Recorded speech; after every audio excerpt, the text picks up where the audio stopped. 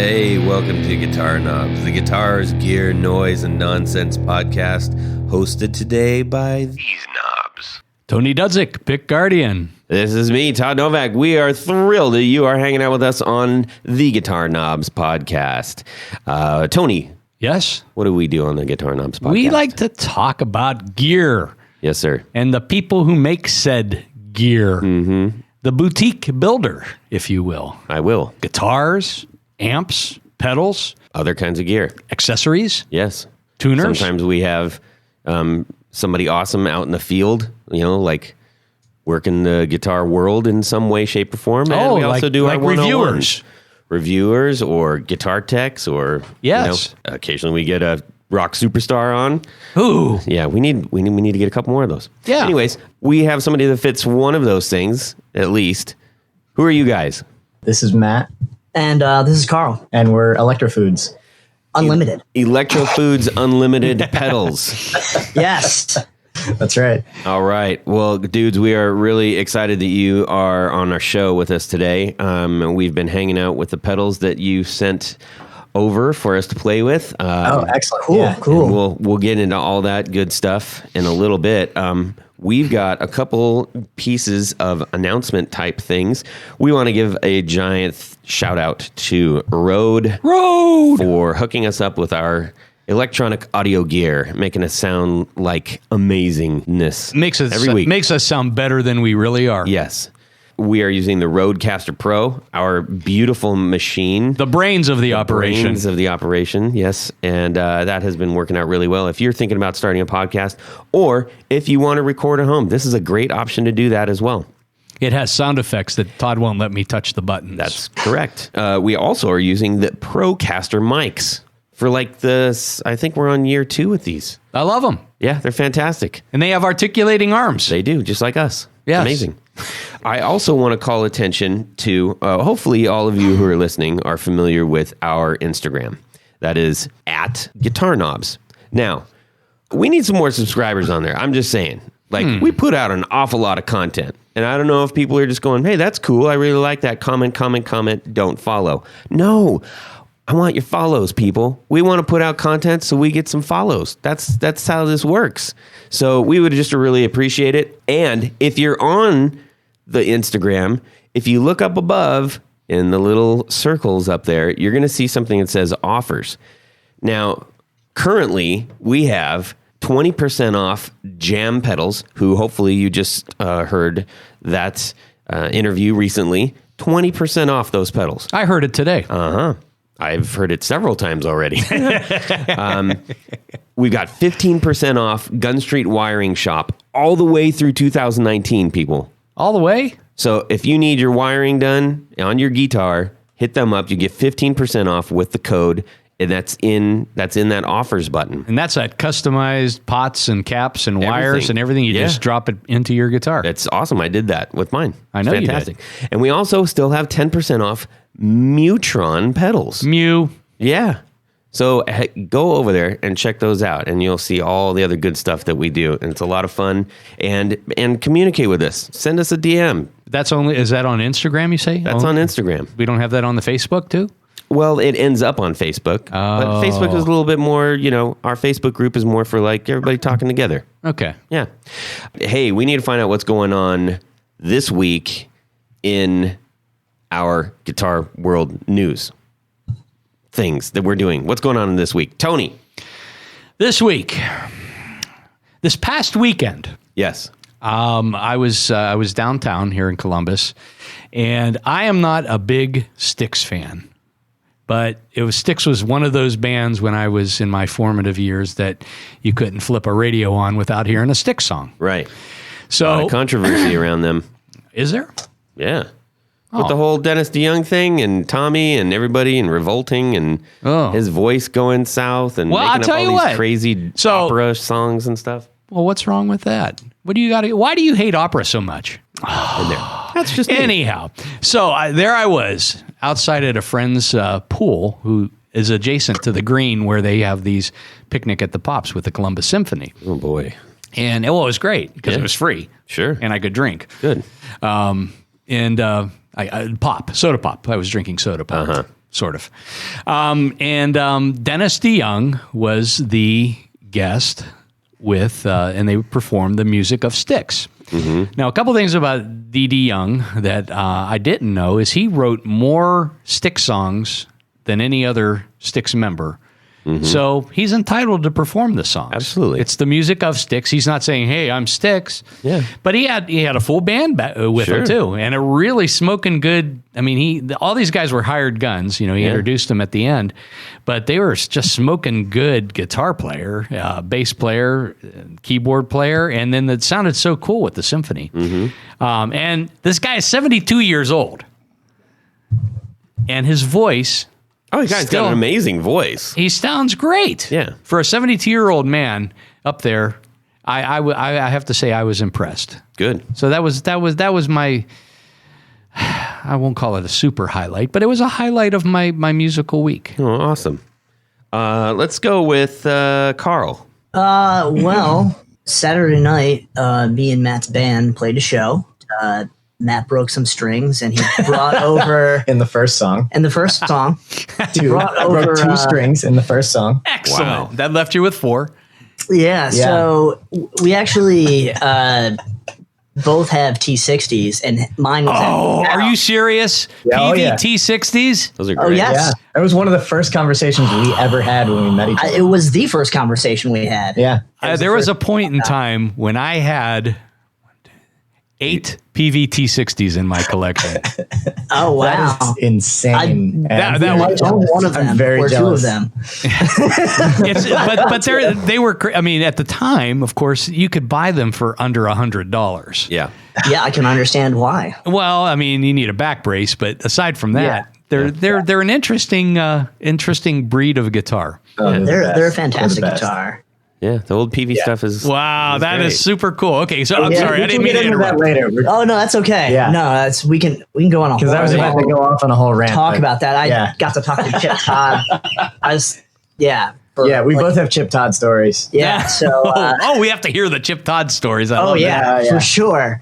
But yeah, so he brought me that guitar, so I'm gonna try and put pickups in it after we're done building Yeah, stuff for a show. my guitar is like, for that band, has custom wiring and stuff. So we're trying to mod the second T60 into that band's spec so that we have a backup. Wow. Ah, Yeah. Interesting. that sounds. Are like they fun. both natural? No, mine is. No, his is he has Mine's like a 79. I mean, the dating is a little wonky because of the way they did serial numbers, but mine's a 79. It's like the early toaster pickups. Mm-hmm. And Carl's is an 80. 82, I believe. Yeah. 82 according to serial number. Yeah. You know. So it's got the again, a rail little pickups, wonky. but I think with the same wiring, it'll be close enough. Right. Yeah, Yeah. But Right on. that is so cool. yeah, so I love that. I won't get to that this week, but it was brought to me this week, and I might take the strings off and put the pickups in the guitar, and then think about wiring them after we build a bunch of pedals. Yeah, I was gonna say, hey Carl, why aren't you gonna get to that this week? Yeah, because in 2 weeks we're having a show here, a Philly pedal pop up. It's going to be the 3rd one we've done. Yeah, All that's right. right. Yeah, so it's a bunch of Philly and Well, close and to area elsewhere, because now. we're getting like Demi Dash and stuff. Yeah,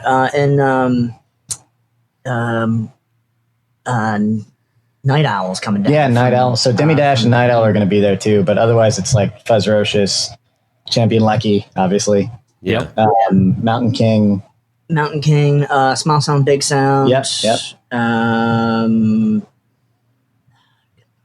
Yeah, now I'm looking at Now I'm it. blanking. Yeah, let's look All at the pedal guys from up there. yeah, right. Because there's a lot of them in Philly. Turns out. Yeah. We just. Yeah, we were flower talking about pedals too. Mm. They're up. Oh, yeah, in, they're- I just realized that you two guys sound like me and Tony on helium. oh, really?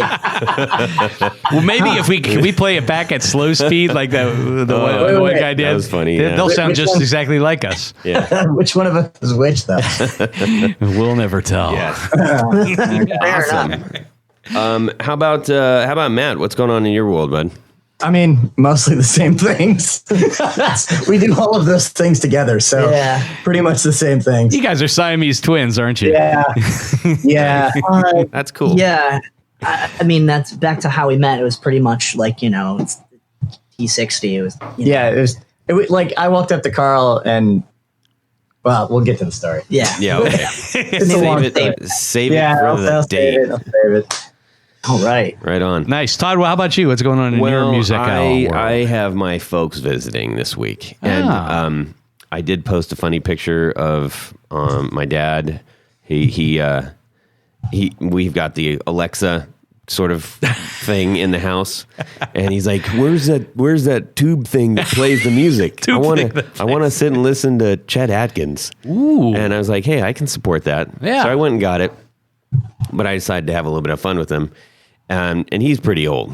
So I whispered into Alexa. I said, "Alexa, play War Ensemble by Slayer." And I put it down, and I started filming him, and so I put that up on my personal Instagram story and drew two little horns on his head, and it was just really fun. That wasn't my music week though. Oh, okay. But my parents are in town. I just threw that in for color. Welcome, Novak. Yes.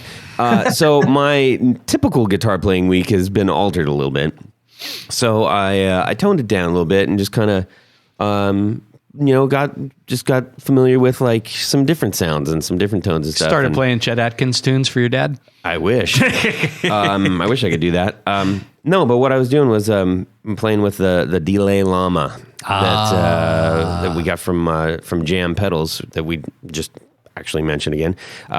And I set I've got a Supro Black Magic, and I set the trim to just noticeable and nice and like really smooth warble, and so it almost turned it into almost like a coarse vibe thing. Nice. It was cool, and so I just kind of played quiet, got the Sheraton out, and just kind of my Sheraton 2 with Jarrett's pickups in it, and it sounded great. Nice. It was kind of cool, different from what I typically do. Did you try? He had mentioned about the one setting on the On the wet.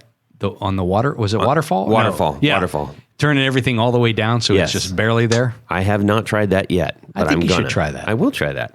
Put that on your things to do list. I will. Let's see here. Also, that's it. Great show, guys. Talk to you later. All right. Thanks for having us. Appreciate it. Yes. Let's see here. We're going to do this. 1, 2, 1, 2, 3. 4 on the floor. All right, Carl and Matt from Electrofoods Unlimited Pedals. Yeah. Let's hear your 4 on the floor. Okay, so first off is going to be my Analog Man modded Maxon 808, because that pedal has been on my board and pretty much every board or some sort of tube screamer for a long time. This one I actually got from Nick Perry, who used to play in Shinedown and Silvertide and some other bands. I was working at, and he came in to trade a bunch of gear, and I called my manager and said, "Hey, he's got this pedal, like it's the Analog Man modded one." And he's like, "Well, how do you know it is?" I'm like, "Well, it's got the stamps on it. It's got a sticker. Like, yeah, it's a sticker and everything." And he's like, "Well, I mean, are you going to open it up and know if he's modded it or not?" And I'm like, "Well, I don't know what the mods are, so I don't know where to look for the solder joints. I'm not going to spend that much time on it, but like, probably is." And he's like, "Oh, I can't go off probably. So, give him whatever you'd give him for a TS9, because it was in a tube screen." And so I thought to myself, well, this is a perfect opportunity to do one of those, what we used to call parking lot deals, where it's like, I can give you more than the than the company is like, and they didn't, really care, because all he wanted was money to buy more stuff. So it still ultimately ends up serving, he still bought stuff. It wasn't like I was taking money away from, You don't still work there, do you? I do not still work there. But yeah, no. Okay. Yeah. If I did, I wouldn't be telling all of that story. But that was a cool come up. I paid not nearly enough money for it. That's great. And yeah, it's a pretty sweet pedal. Nice. Right on. So what do the mods do? I mean, how is it different from a standard? I think it makes it a little bit sweeter. I think it's slightly less gritty on the gain. It's still got the same amount of gain, but it's a little of that. I thought, and I didn't know until I actually opened it up, that it actually was a Maxon one, not a Ibanez one. Yeah, because it's like in the wrong enclosure. It's in the wrong. Yeah, it's in. Yeah. An Oh, it's an Ibanez Screamer enclosure? Oh, that's- enclosure. Yeah, it's in a TS9 enclosure. Wow. But okay, I'll take it. Yeah. Yeah, I actually had it on my board for a while. And, Well, of course you did. and Yeah, we share a lot. but like I am, to put it mildly, not a Tube Screamer fan. That's nice. Hey, me too, we me can either. respect that. Yeah. I can respect this version of the pedal because it did stay on my board for a while. Like it did a thing that took me a while to figure out how to do with a different pedal. Interesting. It also, even when it was off, clipped like crazy because my T60 has that hot of pickups and they're wired in series. Yeah. Or So, parallel, your choice. Yeah, so yes, actually, Well, he does have that switch. I do Yeah. have that switch. Yeah. Not a phase switch. It's not it's no longer a phase switch. So like I finally had to take it off the board mostly, well, for two reasons. One, because my T60 was louder than the pedal with the volume maxed when it was clean. And also because it was clipping the buffer when it was supposed to be off. So, Gotcha. Yeah. But Well, all right. it was very nice sounding when it wasn't doing that. Well, that's cool. Yeah. That's a cool story. What's number 2? Yeah. So the EAE Hailbird, which Which is not even released yet. it's not released yet. But John was nice enough to send us. To be clear, that's proto? electronic audio experiments. Yes. Yeah, sorry. Yeah. I'm actually wearing that shirt right now, as everybody really? probably. Yeah. I And wear I think, shirts like all I the think time. everybody has to drink, right? Yeah, oh, that's Yeah, right. that's That's right. right. Drink. Jeez. Cheers. All right. And that pedal's pretty awesome. And apparently has only gotten better since we had the proto. Yeah, so I really dug the proto a lot, and I'm very excited for it to get better. And What does it do? I want to. So it's a drive pedal. Okay. It's related to the preamp that's in the sending. Okay. So he took the preamp that's in the sending and kind of like put two of them into a pedal and then just tweaked the hell out of both of them. Are they like cascading? Yeah. Oh, Yeah. Interesting. Okay. And they're each dialed in differently, and one of them's germanium, one of them's silicon, I believe, at this point. Although that's one of the things that keeps changing. Interesting. And it's a great pedal, and it runs on like boosted high voltage rails, and it's just got this kind of jumpy immediate distortion. That it sounds like a lot of different things from a lot of sort of classic grungy bands, but also can be like the sweetest little overdrive you ever heard. So it does sit down in the overdrive pocket and can go full blown, right? Yeah. Yeah, Totally. yeah. I think I'd characterize Is that two 2-foot switches or just one. just one. one? Does it have like a toggle or anything? Can you do you have to be running? You have to be running both of them at the same Cascades, time, yeah. right? So it's cast. Okay. Yeah. Yeah. Yep. Okay. So I think there is now a toggle, and I think just one and not two. Although again, it's in development, so all of these things Right. keep changing. So I believe it is now 4 knobs with a toggle. Okay. I think was the last version I saw. All right. Awesome. Yeah. So yeah, that thing's pretty sweet. I think he described it as, I was already excited about it because I heard him talking about it, and he described it as Crazy Horse era Neil Young, but somehow drives like the guitarist from Drives Like Jehu. Yeah. Drive Like Jehu is in it. Oh wow. And I thought, well, yeah, that's sounds Carl's jam right there. perfect. Yeah. That is a I don't know pedal. what else I want. Drive Like Jehu is great.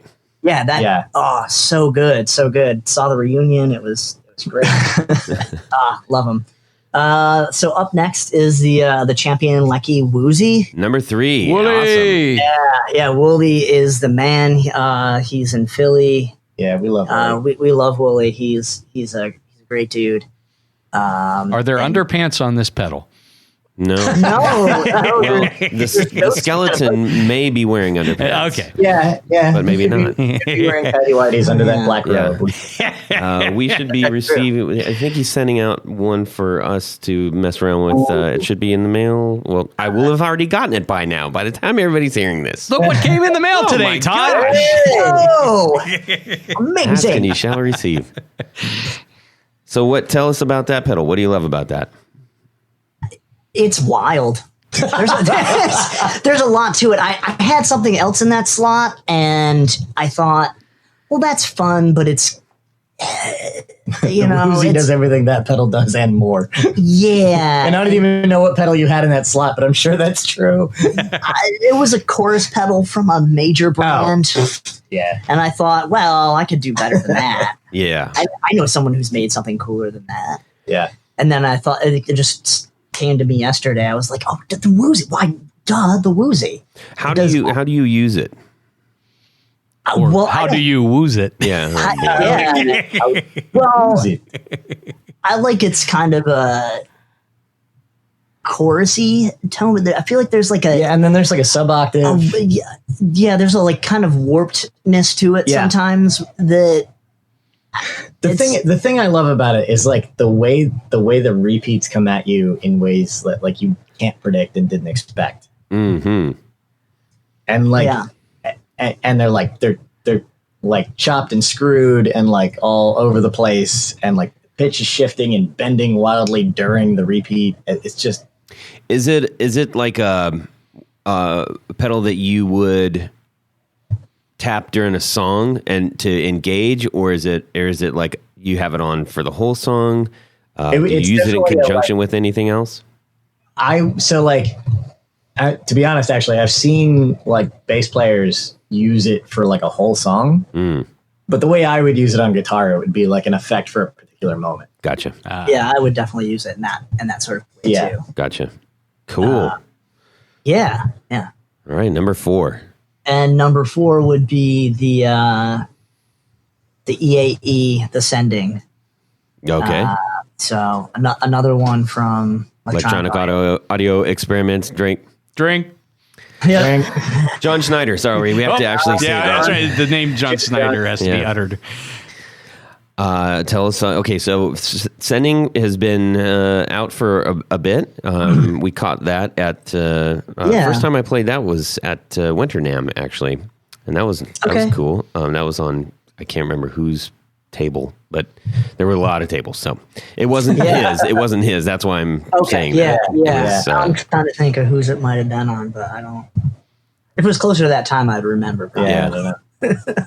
anyhow, how do you typically like to use that? I feel like there's a lot of things that you can do with that pedal. It's there are a lot of knobs and options, and I just think it's a really nice sounding delay, and the preamp in it is really nice. It does something different than a lot of the like Bucket Brigade sort of style stuff you're going to hear, which I love those things. I have 2 different Bucket Brigade style delays, and I love them, but this is something just a little bit different.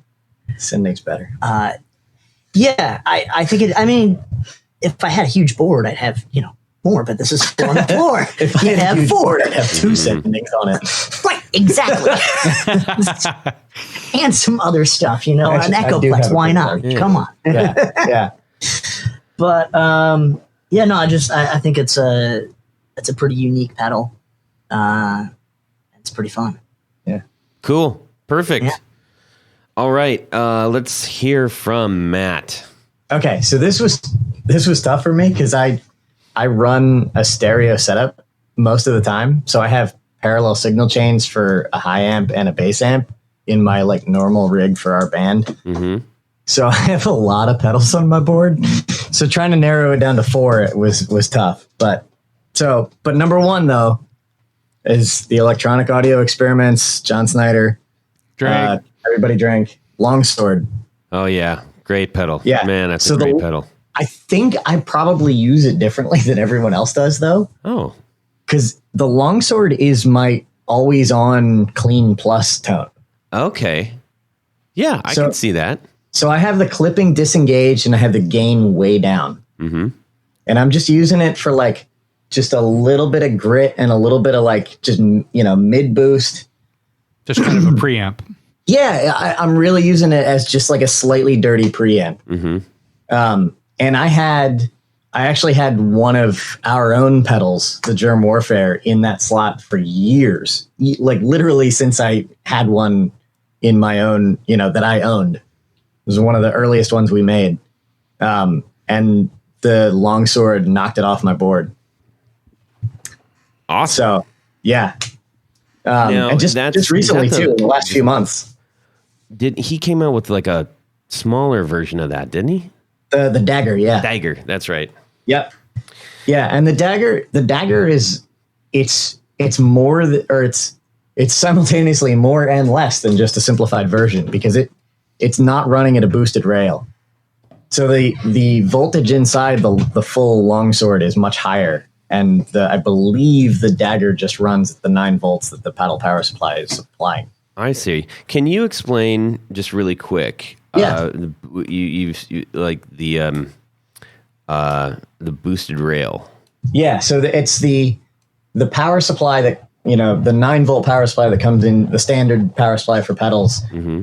It's just 9 volts DC. Inside the Longsword, John has a voltage booster that bumps that up to, I don't actually remember what, but I would guess 24 volts. So you have a lot more headroom inside the pedal than you normally would without that voltage booster. Right. And so power supply voltage is sometimes called a voltage rail. And so it's a boosted rail inside the pedal. Okay. Now, and you don't need, you can still use the 9 volt with that. Yeah. You just plug the regular 9 volt in, and inside the pedal, it does all that magic and boosts it up to a much higher voltage. Well, that's why he's who he is. Yes. Yeah. All right. How about number 2? So number 2 is so after that pedal on both chains, really, after sort of the always on kind of preamp thing, I have a big, heavy distortion fuzz sort of thing. And I think one of my favorite ones that I've come across recently is the Mask Audio Electronics Black Math. Mm-hmm. So it does that like super like not just bassy, but like powerful bass that like hits you in the guts, and it like rolls and sustains with the bass without getting too chunky or choppy. And I'm all about sustain and compression, at least with this band, with our band Booklegger. Like it's all about being able to play a chord and having it ring out as a big, heavy chord for as long as I need it to. Mm-hmm. And I don't actually have a compressor on my board. I do that with the distortion and fuzz pedals that I have. Interesting. Okay. So the Black Math does that super well. I mean, and Alec, I met Alec, who runs Mask Audio, when he came through Philly, just kind of visiting. And we had, like us and a bunch of the other builders around had like sort of a party in our band practice space, and just kind of hung out and like played pedals and stuff. And that was the first time I got to try the Black Math. And it's so funny because our big heavy fuzz, the Oprichniki, is also they're both sort of inspired by the Russian muff, and both its great aspects, the Black Russian muff, the EHX pedal, both its great aspects and its limitations, and trying to get around them. Right. And so the Black Math is sort of a super extreme version of a Russian muff, taking that sort of sound to the extreme, but then he's also got an op-amp booster in front of it. So there's the 3 standard muff knobs, and then a knob that is the gain on an op-amp booster that slams the front end of that muff too. Well, you know what they say, 3 knobs is never in a muff. So, Exactly. you know what? When I saw it the first time I saw that pedal, I was like, yes. And it was just because it looked like a Black Flag record cover, and I was like, Yeah. Totally. well, yeah. I haven't played that in person. I've heard it. I talked to him a little bit. That's when I saw that. I said, hey, I want to talk to this dude, and we had a great phone conversation. And I think at some point in time he'll be on the show. He was talking about trying to come up with a few more things and not just saying here's my pedal, but so he released a pedal called the No Period recently, which is like it's a super sort of old school Devi Ever inspired, just noisy fuzz. Right. That's really fun. And I know he's got a pedal called the Yes Period that's coming out. That's cool. I don't know if he's serious, but he's been talking about doing a combined one that's called the Maybe. Maybe. Yes. I love it. Never. Yes. I have. That's a great one too. Why not? Yeah, sure. Because. Yeah. What about? I made Send the royalties our way. I mean, all right. I made a joke at one point that was, I believe it was 11 yeses and a no, and it was called the Hung Jury. Oh man. I have the Devi Ever Torns Peaker, and man, that thing can make some noise. Goodness sakes. Yeah. All right. So he's got some stuff in the works for sure. I hope I didn't out anything he was trying to keep a secret. he'll probably appreciate it. What else you have? I hope so. So number 3 is also ascending. We didn't compare notes ahead of time, I promise. We did not. So again, as I mentioned, like I typically run a stereo board, so my delays and reverbs are usually stereo. But I realized, like with 4 on the floor, like I'm limited to sort of a single channel, and the sending is the best sounding delay I've ever heard, bar none. And so, like, I always kind of lamented that it wasn't stereo. But this gives me an opportunity to maybe he can work that out for you. Yeah. call it the sendings. Yes. Right. Yeah. The scent. Yeah. Ooh. So if it was stereo, though, it would have been the hardwired DL8, which is the thing that lives on my board all the time. But it's not. But it's not. No, it's definitely the sending. Nice. Yeah. Okay. How about number 4? All right. Number 4 is the RV7. So it's the hardwire reverb. Gotcha. So both the DL8 and the RV7 also have the internally boosted voltage. So I didn't know that. they can handle my freaking ridiculous T60 with the series pickups without clipping, because a DD3 cannot. I can tell you from experience. Interesting. I clip the hell out of a DD3. That should be a T-shirt.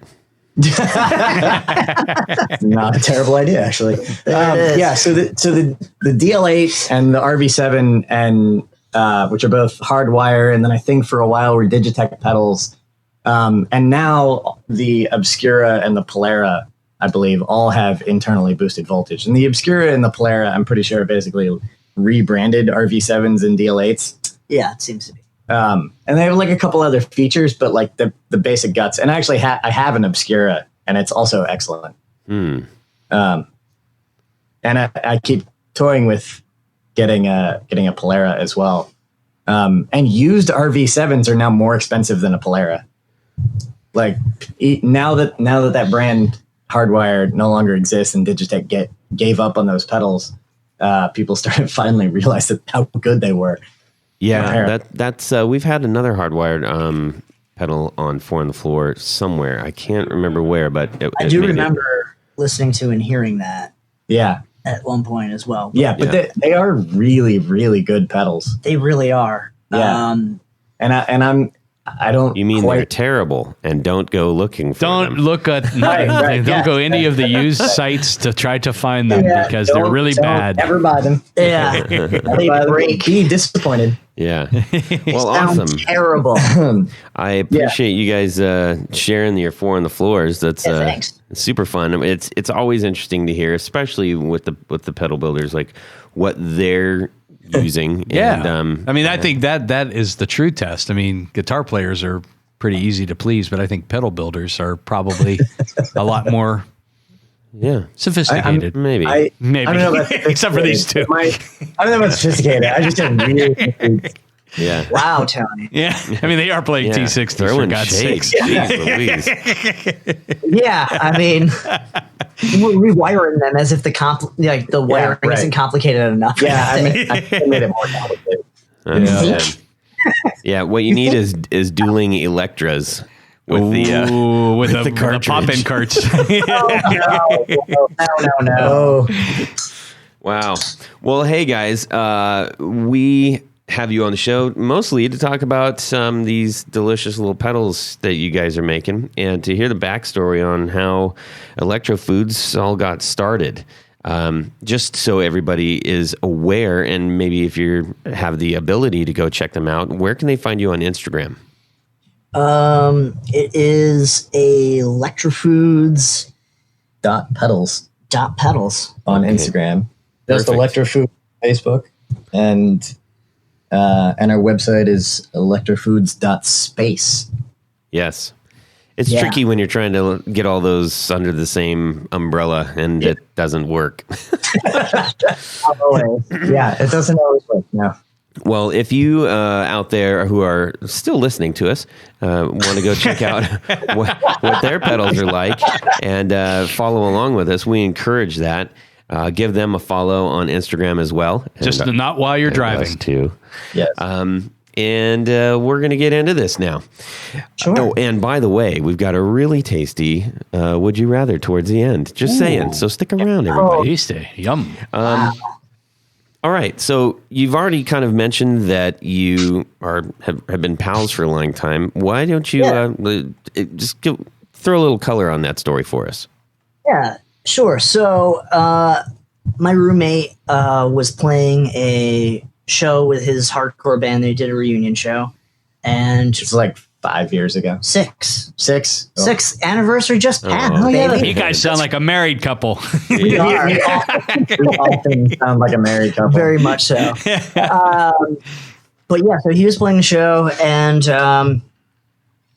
I went. His band played. We're hanging outside, and And I will pick up the story from here. So Drake. So Carl's roommate. I went to college with Carl's roommate, and so I knew that Drake had been living in Philly, and I had just moved to Philly, and I saw that he was playing this reunion show with his band, and I'd never actually seen them play. So I was like, oh, I gotta go to the show. So I go to the show. I park. I walk up, and Carl's roommate is hanging outside smoking a cigarette and sees me, having not seen me in several years at this point. And it's like, the hell are you doing here? And it's like, I came to see you. What do you think I'm doing here? So, I was like, went through the whole thing. Like, yeah, I just moved to Philly looking to start a band. And Drake asked me, what kind of band are you looking to start? And I said, I don't know, like low tuning, weird tuning, sludgy, weird time signatures. I don't know, something like that. And Drake looks at me and like sort of, tilts his head and says, have you met my roommate, Carl? And I said, no. So he walks me 20 feet over to like the railing of the building where the show's taking place and points at Carl and says, tell him what you just told me. And so I repeated that, and Carl's like, okay, that sounds cool. What kind of guitar do you play? And I was like, so I think this is the disputed moment. This is the disputed moment. Yeah. He said, oh, I play this weird Peavey guitar from the 80s that you've never heard of. I did not say you've never heard of it. There's no way I said that. Probably never heard of. There was a lot of doubt, and I was like, I'm into the old 80s stuff. I worked in a guitar store for years. Like, what do you play? And I said a Peavey T60 mostly through bass amps. And I said, me too. Oh, I thought you said marry me. I mean, almost. And, so like Carl said, me too. And I had this like 5 second, like I never met this dude, never seen this dude in my life. I had this like 5 seconds of like, is this dude making fun of me right now? Like it was it was weird. It was so far from what I expected as a response to that statement. And then you said, wait a minute. Did we just become best friends? Yeah, I mean, pretty much. Like we spent the whole show talking, and then by the next day we were like furiously texting, like, okay, let's hang out and play some music together. Like, I'll bring my amps over to your basement, and like, this coming Saturday. That's so cool. yeah, it was almost immediate. That's rad. That's a great story. Now, do you have the original hard shell plastic cases for the T60s? We do. Excellent. Awesome. Are the brown ones, or the brown ones, or the black ones? Black ones. Black. Yeah. Brown on the inside. No, the very first ones were brown plastic with this really crappy foam. Yeah, I've heard stories about the foam, but I've never actually seen it. I didn't realize that the cases were a different color. Ah. Mine is slightly different than yours on the inside. Yeah, that's true. Oh, yeah, yours is all plastic. It's blow molded plastic on the inside, too, isn't it? Well, the original ones were as well. Yeah. So mine is blow molded plastic on the outside, but has like velour on the inside. That's like mine. Oh, that's a later one then. Yeah. Yeah. I don't have a T60. I have a Fury bass, an old one, 81, I think. All right. Nice. Cool. Anyway, I can play the Peavey game too. We have two foundations. No, we have 3. We have 3. There's a 5-string, and I have 2 4-strings. Yeah. I also have a T40. Nice. I have a Patriot. I used to have a Patriot, and then I donated it for a good cause, which I don't regret, but I wistfully think about. Yeah. So, all right. So now you're playing, you're doing some stuff, and you both realize, hey, we like weirdly complicated guitar gear. Yeah. All right. Where does it go from there? All right. Well, so I'm going to back up a second because I sort of started building pedals before I'd met Carl, like essentially like within 6 months before I moved to Philly. Oh. But I hadn't, I'd made essentially one pedal, and I made it out of necessity for the previous band. So I had like a tiny little bit of experience, and I was just like, I still felt like I had no idea what I was doing, and I was wading my way through it. And and the thing is, like, I didn't have, like, Carl knows all the things that guitarists and bassists know. And I started playing guitar when I was like 22. And I immediately started being in weird tunings and like playing in like super weird soundscapey bands. Like I just kind of missed all that and just kind of figured out the guitar on my own without any sort of outside input. So I didn't know the kinds of things that people use to make certain sounds in like sort of the traditional way. Like I missed all the like guitar tradition in terms of gear. Mm-hmm. And so like when I met Carl and we started talking, like there was a lot of, oh, do you know about this circuit? Do you know about this pedal? This kind of stuff. And Carl had been long interested in exploring the harmonic percolator. Yes. So Carl introduced me to that entire pedal. And I already knew Big Black and I already knew shellac. I just didn't know anything about, and Steve Albini in general, and obviously, but I didn't know anything about the harmonic percolator.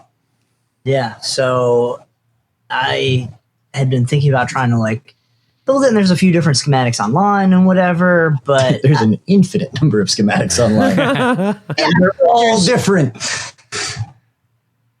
Yeah. Sure. And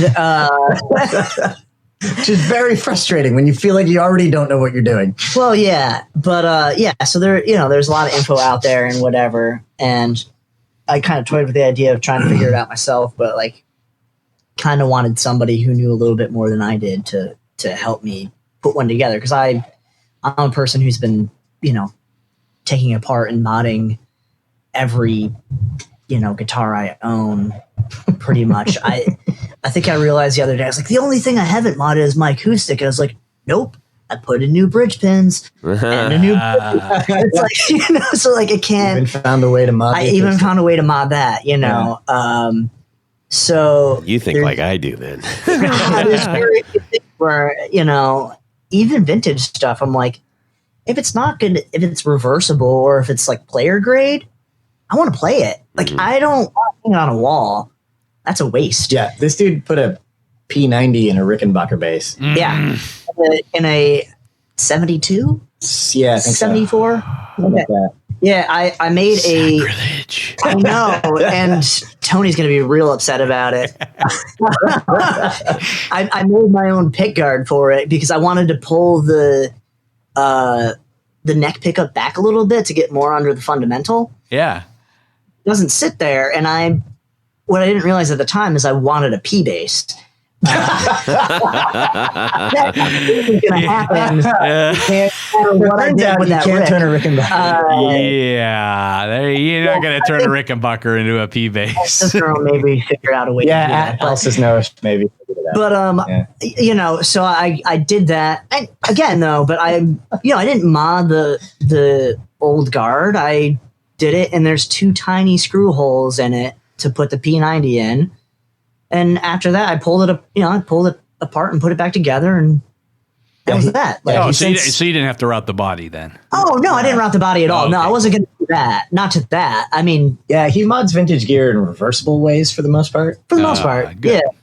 Yeah. Because I understand there's value to it, and if I want to sell it, then that's a good thing to be able to do. So if you see a 72 Rick out there, pull the guard and check for the 2 screw holes from the P90. Right. Oh, I can tell you some other stuff to figure out. I mean, someone had gone through It's a weird blue color too.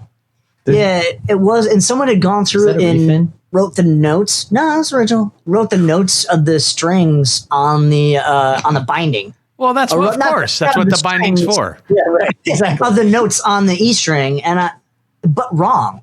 That's why he sold it. Because the bass sounded like shit. I feel like it was tuned up a half step or something. I don't know. It was weird. There was a badass on it, which was fine. I didn't care about that. Whatever. Geddy Lee. Yeah. Which I'm not a huge Rush fan, but I had a Geddy Lee bass too. Yeah. Well, what you just described was actually something that at least one of the earliest people that I know that was doing that was Paul Simonon. Oh yeah. Flash. That's how he learned how to play bass. He had to write the notes on the neck. Yeah. Yeah. I mean, do it on some tape or something, kids. Yes. You can pull that off and wipe away the glue. Right. Yeah. But, tip. Hey, reversible. I actually have a tip that I did where I put a mark with just a marker on, I think it's like the 15th fret on my E string, because I have to go from the low E all the way at the top of the headstock, and I zing down to that one in like nothing, and I gotta know, I need a visual where to hit and I was showing I did that on the Telebastard that I have, the Jazz Bastard, and Chase Scullett was working on it at the time. He was getting it all put together and everything. He's like, "What's this?" And I said, "Oh, that's my mark, so that because when it's dark and everything, I need to know where to go, because if I hit it wrong, the whole thing's kaput." Sure. And he's like, "Well, I gotta, let's do this." So he got the copper foil that you put in for shielding, which is it's like almost thinner than paper. Yeah. And he put that on it, and there's just a little tab of it on the neck, and it is perfect because I can see it. It shines me. It's like, hit me, hit me. Yeah. Oh, that's perfect. Yeah, my fingers, I don't even feel it or anything. It's really, so there you go, kids. Try that. Fun with shielding tape. Yeah. Hey, there's more than one way to Bingo, bango. I'm actually shielding tape. I'm dealing with the sort of the opposite of that problem, which is I have the guitar that I play the most at home when I'm not practicing with our band is a weird Teisco sort of thing. I don't know that it's actually a Teisco. It's Teisco-like that I rebuilt, and I got a stainless steel laser cut pickguard for it, and I wired the pickups in series like I do. But it has no fret markers of any kind. Oh. And it's kind of awful. I've sort of intended to add them, but I want to do it in a nice way, and so I keep not doing that, because that's that's more effort than I feel like putting into it at any given time. So I've just been dealing with a guitar that has no fret markers, and it's Postage challenging. stamps. Yeah, that's not a bad idea. Anyways, just get some really terrible ones and do that. Just put postage stamps on it. So, all right. So you guys are banging that stuff out. And now, at what point do you really put your two heads together and say, let's do something here? We kind of like plugged away at it for a while. Yeah, we made a lot of stuff before we were like, hey, let's make this a company, because our band took a lot of finding gear to make it work right. So it's a 3-piece, or it's now a 3-piece. It started as a 4-piece, but it's now a 3-piece.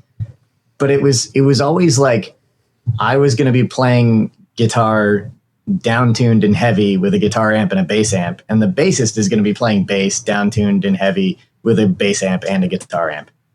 And so it was like lots of like very heavy, very sludgy, full range things happening, and getting all of the right gear lined up in terms of amps, cabs, pedals to make that sound right took us a couple of years, really, like of experimentation. And a part of that process and blowing up amps. Yeah. Or just going deaf and going, hey, that sounds pretty good. Yeah. It all sounds really good when you're deaf. Yeah. And so like a lot of that couple of years was making pedals specifically for the band to solve a specific sonic problem. And so we had essentially, a near current spec pig pile, an early version of the Eye of Ra, and an early version of the Germ Warfare before we even considered a company. Wow, that's cool. Yeah. Well, that actually explains a lot about the pedals that you make, or at least I feel like the ones that we have are pretty representative. We are in front of us, just so we can have for conversation. We've got the Rad Sickness, which is the silicone version of the Germ Warfare, correct? Yeah, correct. Yep. Okay. And when I opened it up, I looked, and the actual board says Germ Warfare, and I was like, wait a minute. Yeah. Oh, you got one of those. Oh, yeah. So they say Germ/Rad now. Yeah. Yeah. But then I figured out, I was like, oh, okay, well, it's the same board. It's just a different. Yeah. Exactly. Yeah. And there's a couple of part changes, and like there's a couple of smaller tweaks in there to make that all work right. Well, but it's basically the same circuit, but silicon versus germanium. We have that one, and then we have the Little Pig. Yeah, the little pig, which is our stripped down pig pile. Yeah. Yes. So what? I guess maybe I'm going to call out what I think is maybe the most unique thing about these pedals in what I'm assuming a relatively uniform manner, which is that they all have a great deal of EQ possibilities. Yeah. Especially that one. Yeah. Especially the Rad Sickness. I mean, that's got there's a very versatile pedal. This has got a lot that you can do, and when you're looking at it, it's just like level, treble, gain. All right. Yeah. Shouldn't be too complicated.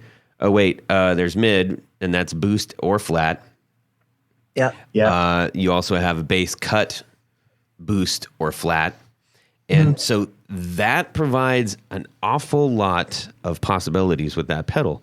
And then even something like the Little Pig, which is the little version of the pig pile, also has quite a bit of tonal range in it. Huge amount. It's kind of like is that sort of a take on a Range Master, or the Little Pig? Yeah. Or the Germ.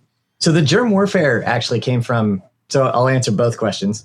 The Germ Warfare came from somebody asking me to build him a Range Master, and I said no. But I used it as an excuse to learn how to work with germanium transistors, and then kind of invented a circuit along the way to go with that.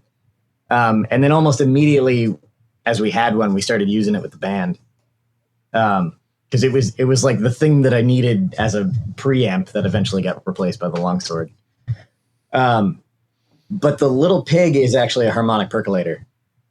Oh, Or okay. it's very, very loosely based on a harmonic percolator. Okay. And we amped it the hell up and then added a bunch of stuff on the front and back. Yeah. Nice. But yeah, I think the tonal range thing is very purposeful. Yeah, because it all of our pedals work equally on both my rig and the bassist rig in either the high or low side of the signal chain. Okay.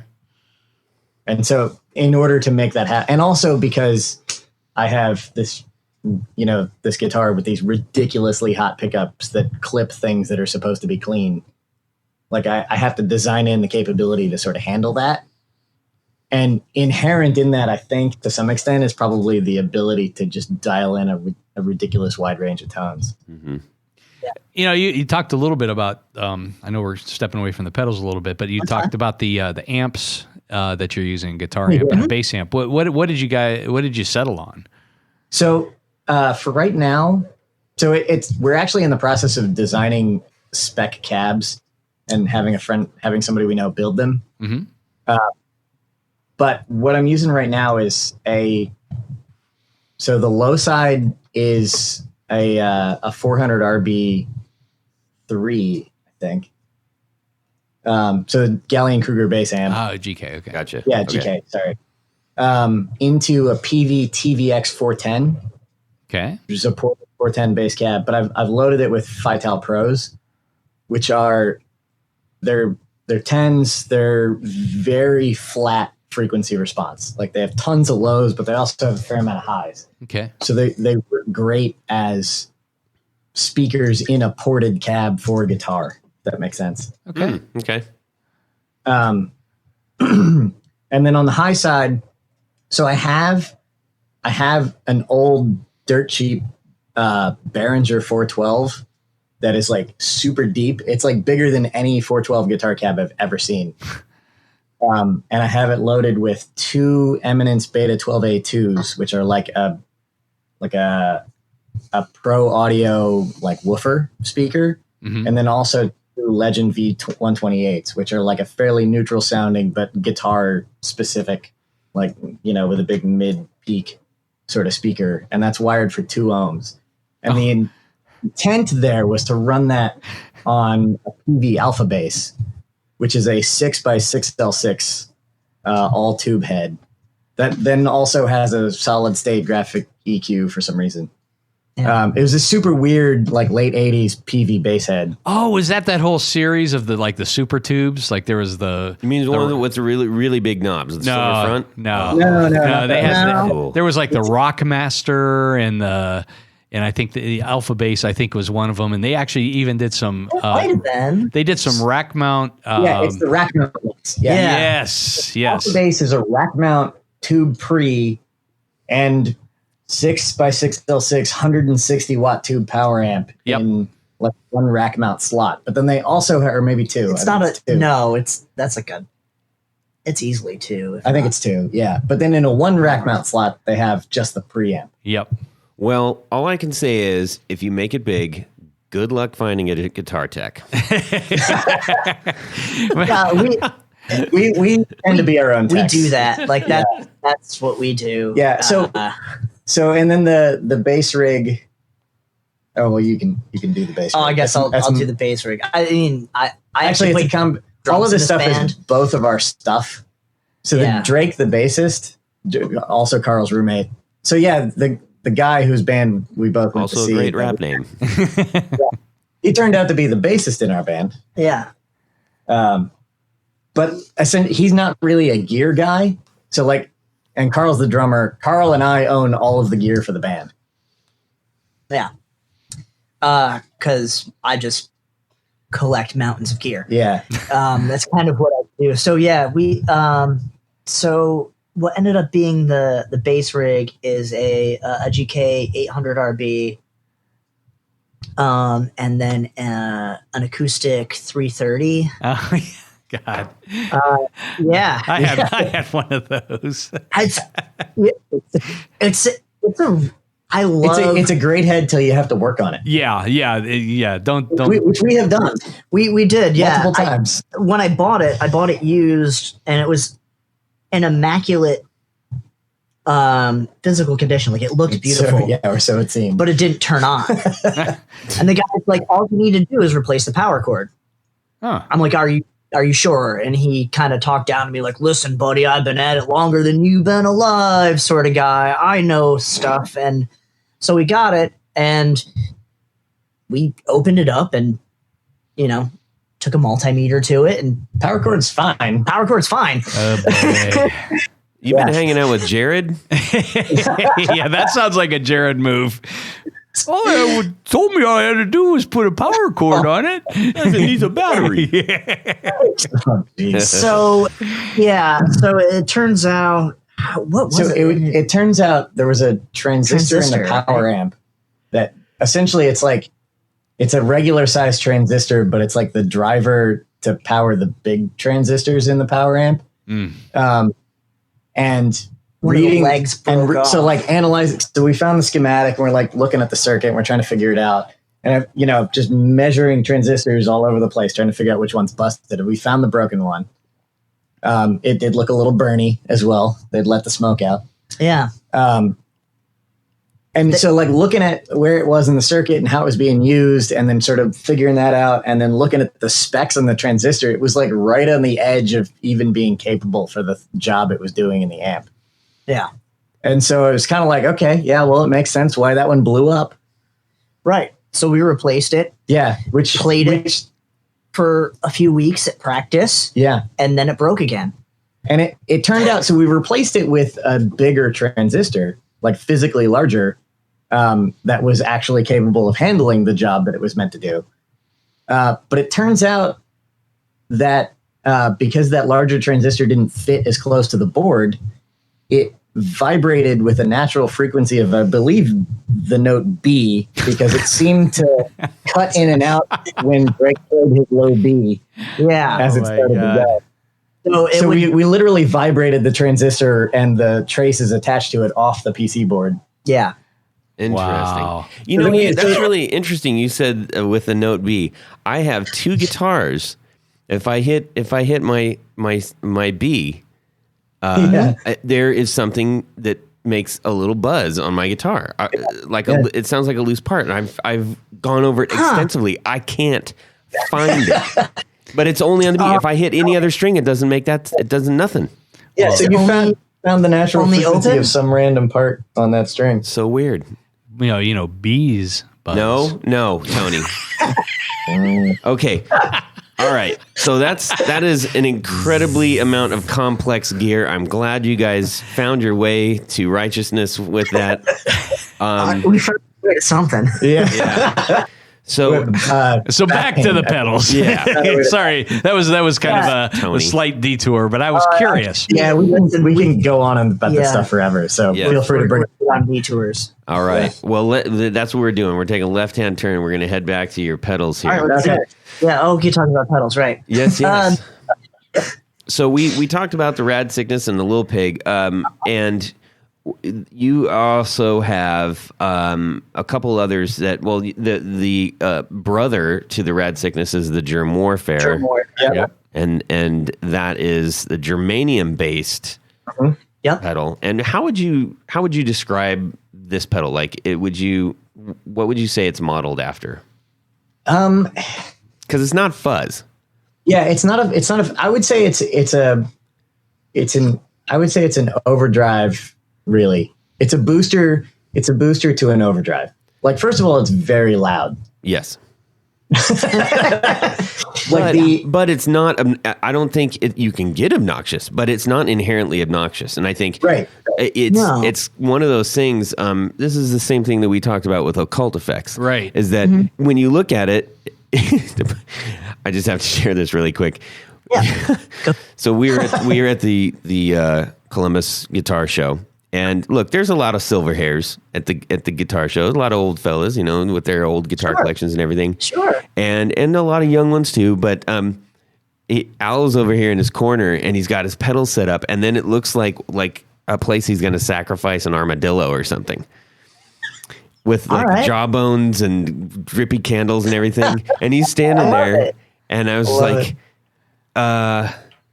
that's his first time at the show. I'm like, hey, maybe that might be off-putting to some people. Maybe I'm not really sure. How about a drape over that part? Yeah.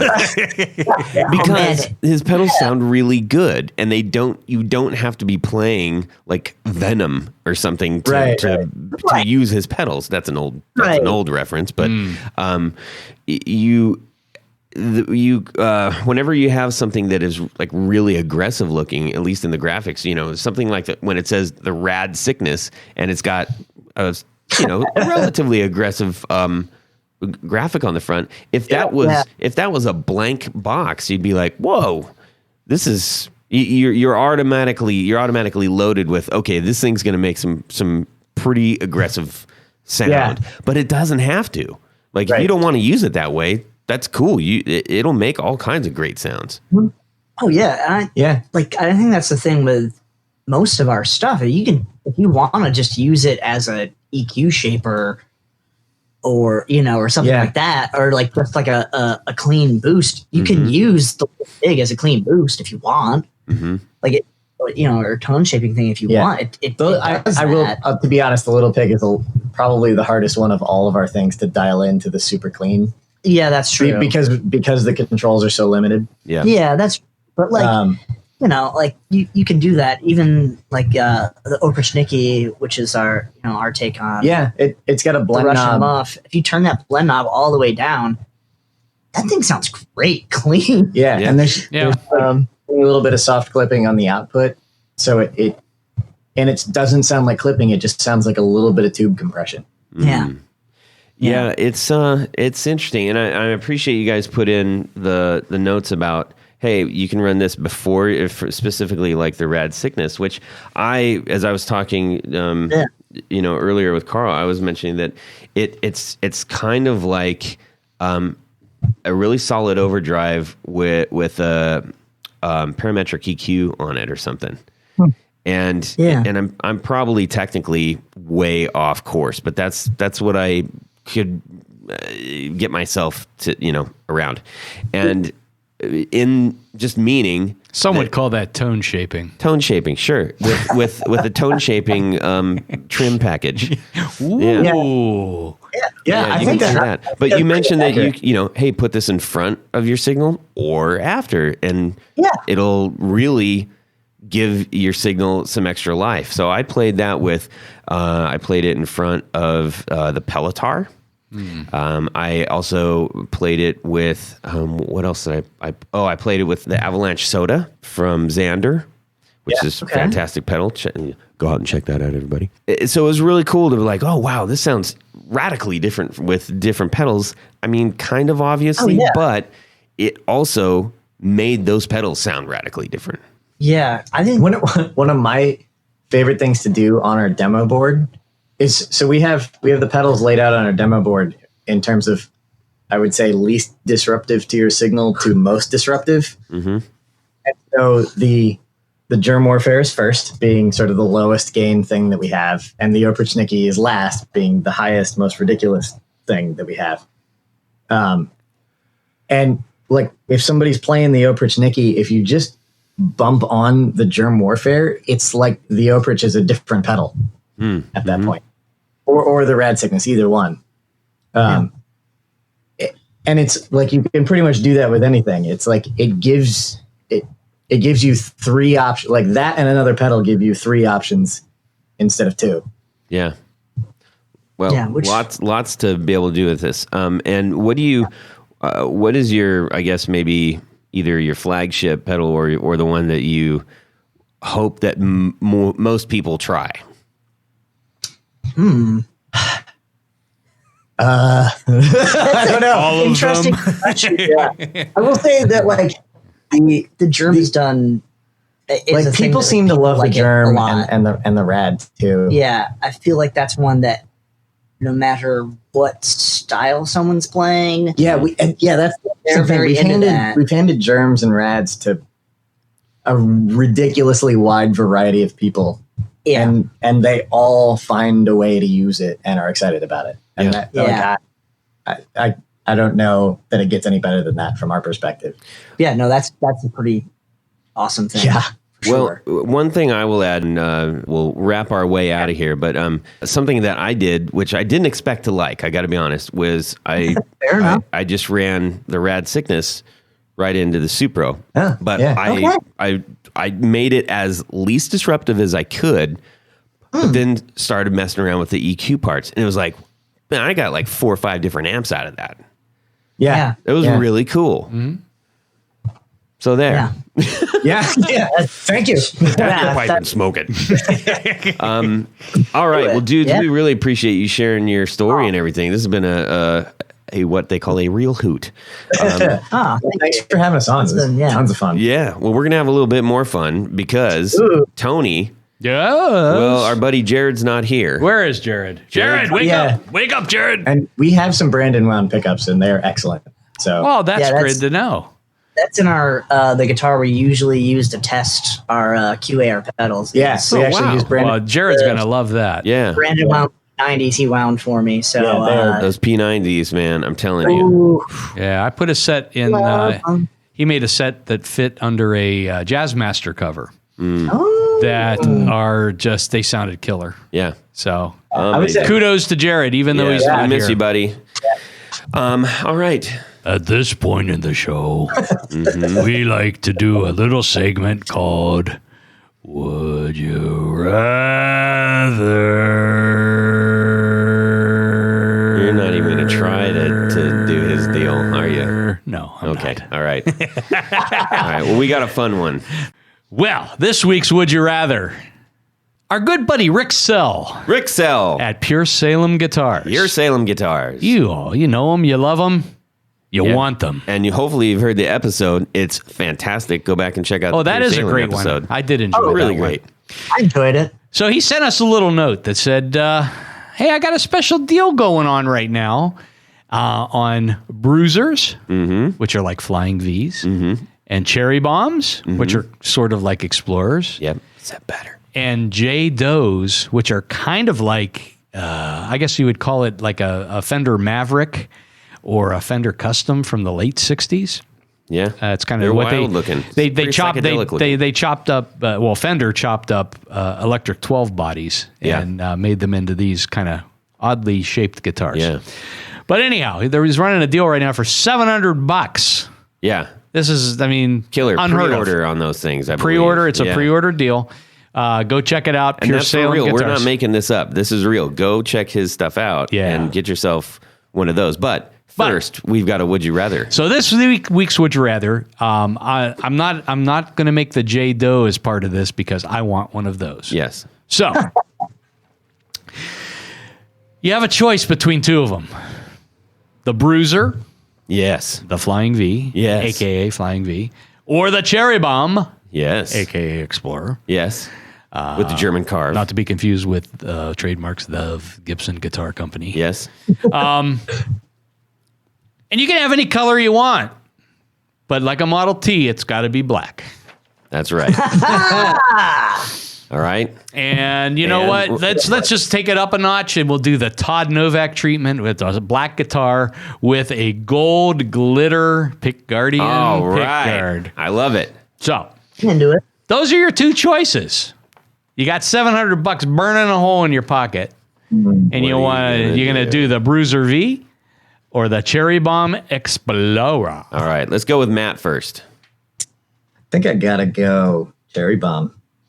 It is, man. That guitar looks outstandanding. I'm jelly over that. Are you a fan of the Explorer type? I am. I like some Explorers. I especially like ones in like natural wood tones. I think those are just gorgeous. Because it like the Explorer is kind of an unnatural shape, and like if you pair it with a natural wood tone, it's kind of a nice juxtaposition. I think. Yeah, that's a nice. You can make a coffee table like out of it too, or something. Yeah, I was just gonna say Karina. Yeah, yeah. And like this is black, so play along, boys. play the game. Yeah, all right. Even if it's black, yeah, I think I go Explorer. And like, you know, the Flying V has the utility issue where it's hard to play sitting down.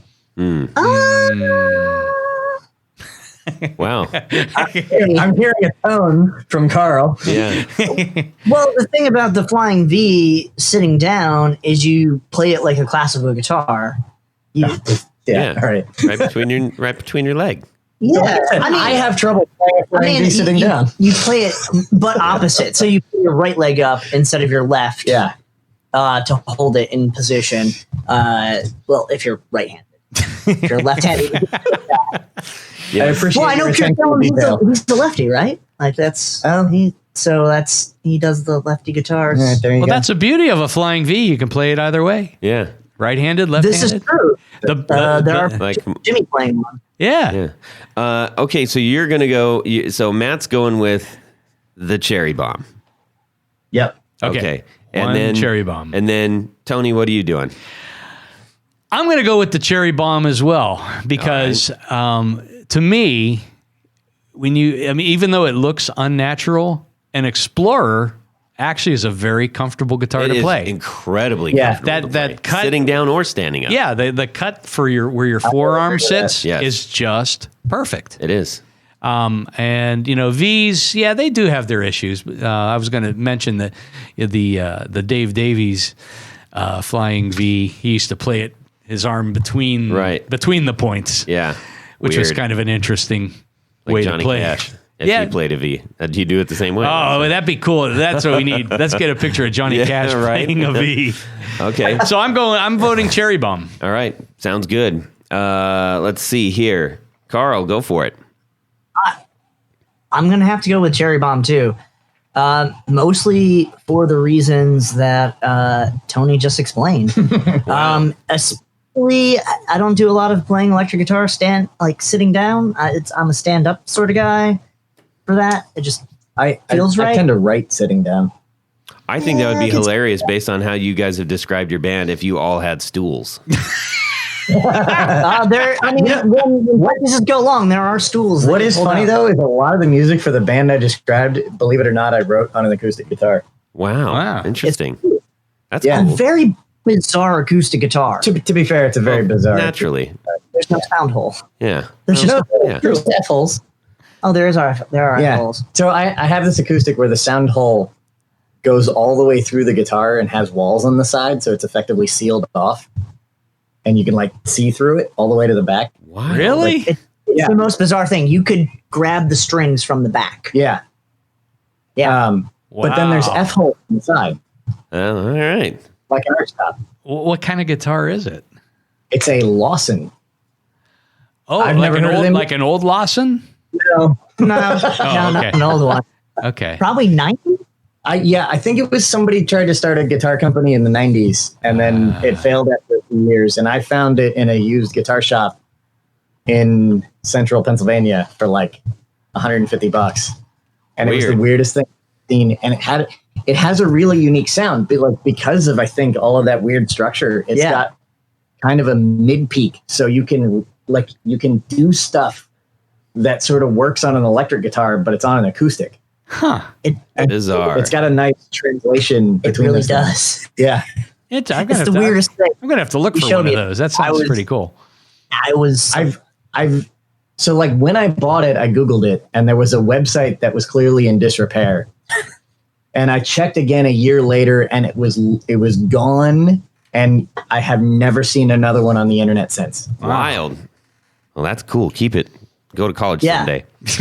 How about you, Todd? So we've got 3 votes for a Cherry Tony, Bomb. know damn I know well what what you're I'm doing. doing. I'm It sounds going like it's for- going to be unanimous I'm this going week. for the Bruiser. Yeah, man. wow. And not only am I going for the Bruiser, Yeah. I want a butterfly pick guard. You've been on this butterfly pickguard. And I don't mean a butterfly shape. I just mean, twinsies. I want twin pick guards. Yes, and gold glitter. That would look so badass. Well, Right? Am I right? Little 10-9 for you? interesting. I was under the impression that Bruiser was not one of the options. no, no, that's the J Doe is not an option. Oh, sorry. The Would you- Bruiser see- is the flying V. Yeah, If we would have done that, I would have done. I would have gone J-Do. Yeah, well, you can't because I'm getting them all. Yeah. Yeah. I mean, that's fair? No, it's not. That's not fair at all. Well, hey, the good news is you guys can each go get one for only $700. Yeah. And he's got all kinds of colors beyond black. But as for us, that's what we chose. purpose of this experiment. For the would you rather. Yeah. Yes. All right, Tony, Yes. get us moving on. All right, Todd. So at this point in the show, Yes. whether you like it or not, Yes. I love this. you love this part. This is huge for us. We couldn't exist without this. Oh, you like the premise of it, but you don't necessarily like my delivery of it. I accept your delivery of it. Anyhow, this part of the show, we like to thank our executive producers. And you might be out there, first-time listener, whatever, say, what the heck is an executive producer? Well, if you go over to patreon.com/the Guitar Knobs, you'll find out. And there's various levels on ways that you can become a patron, a Patreon, if you will, of this very podcast. And there's different levels, and you get some fun stuff at every level. And the biggest, bestest, strongest, fastest level is the executive producer. So in addition to all the barefoot buttons and the stickers and the picks and the T-shirts and all of the other fun stuff, one of the biggest perks you get is, Todd, You get to have your name read on the thing. that's right, and that's what I'm going to do right now. I'm going to read. This list is very impressive, and we appreciate all of our executive producers, but we also At every level. we appreciate every level. Truly. But at this level, you get your name read on the thing, and that's what I'm doing right now. Let's start with Doug Gann, Tim Novak, John Esterly, Chris Heidel, Ty Harmon, Tyler Bray, John England, Anthony Lathrop, Johnny Knowles, Stefan Lam, Rick Lenglou, Michael McVeigh, Michael Senchuk, Brian Robinson, Jonathan Jerusik, Ken Sayers, Corey Nigro, Brad Partridge, Michael Van Zant, Doug Christ, Darren Gregory, Chris Kearney, Sean S. John Daly, Martin Cliff, and Tom Barazin. Come on down. Hey, everybody, thank you so much. Head on over to patreon.com/the Guitar Knobs and see what you can do. We appreciate it. Yeah. It helps keep the lights on. That's correct, Amundo. Hey, guys, where can people find you? Oh, at electrofoods.space. That's our website. That's our website. Awesome. Electrofoods.pedals on Instagram or Electrofoods on Facebook, or you can go to our reverb shop, which is reverb.com/shop/electrofoods. Great. Tony, where can people find you?